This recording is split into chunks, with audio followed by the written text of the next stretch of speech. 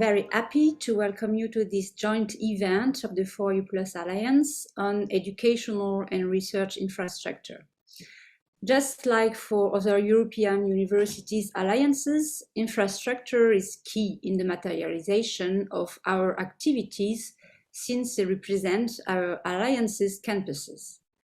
Indeed, infrastructures is a must regarding all educational projects that we have been developing since the beginning. It also plays a big role in the usual physical mobilities, but an even more decisive one with all the different kinds of mobilities we are tackling and the innovative pedagogies we are developing. In brief, infrastructures is strategic to all of us. It has to facilitate our communication, both for the internal cooperation within our alliance and outside. Not only for the teachers, the researchers, the students, but also for our staff and, in fine, all the bodies involved in our universities. Infrastructures are necessary to present our offer to the students, to permit their enrollment, their follow-up. They must permit many forms of mobilities and innovative educational activities, and maybe much more, as we will see in a few minutes. I can already cite training before mobilities, informations about the partners university, and so on.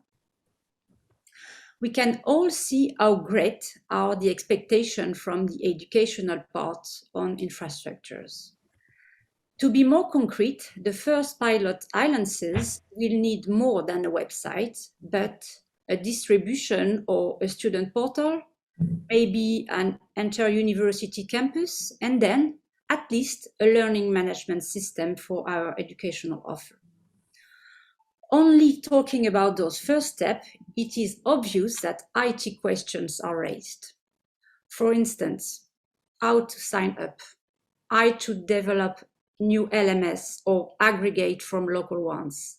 There are already many challenges to adapt the existing and diverse infrastructures being developed at each university.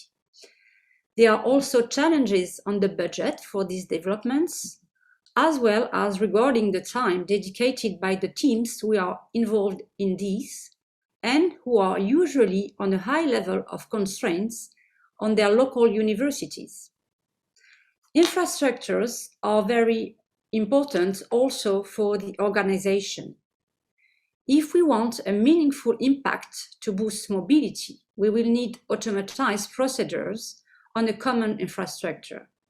This is not an easy task, and it leads to another challenging question that is the one of GDPR, and all the more the one of data sharing of the students.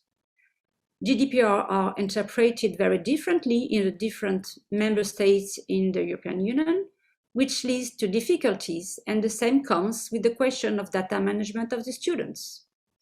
I'm sure those questions will be tackled during the conference, and I'm looking forward to hearing from our sister alliances' experience today, namely Epicure and Charm EU.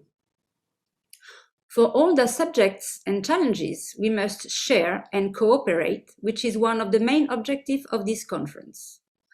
I now leave the floor to my dear colleague, Bo Jellesmark Thorsen, before we go to our parallel sessions in breakout rooms. Thank you. Thank you, Sabine. So right away. Thank you. Thank you, Isabel. Thank you, Sabine. And hello and good morning, everyone. In the Alliance, we've been looking forward to this day for a couple of months now, and I'm very happy to be here.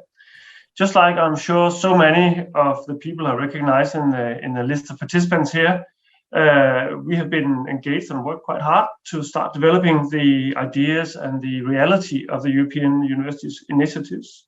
And that's also true in the research and innovation support arena, where numerous colleagues have worked hard to start engaging and collaborating in many different streams relevant for the different alliances.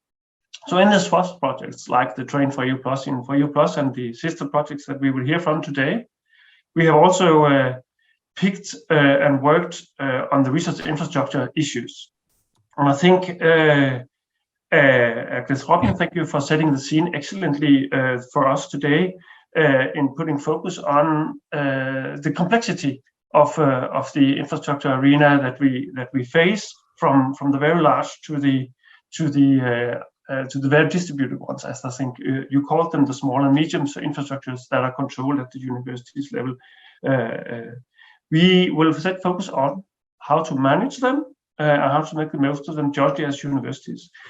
And I think from your presentation already, Agnes, that we can see there are a huge scale difference from the really large infrastructures that we share and need to develop across countries, even and regions and continents that are managed and where procedures and structures and debates and policies for sharing is developed at one level, to larger infrastructures, still large, but perhaps shared across several universities, maybe nationally, maybe regionally, and also down to the small and more medium infrastructures, which may be shared or maybe not so shared locally and at a university level.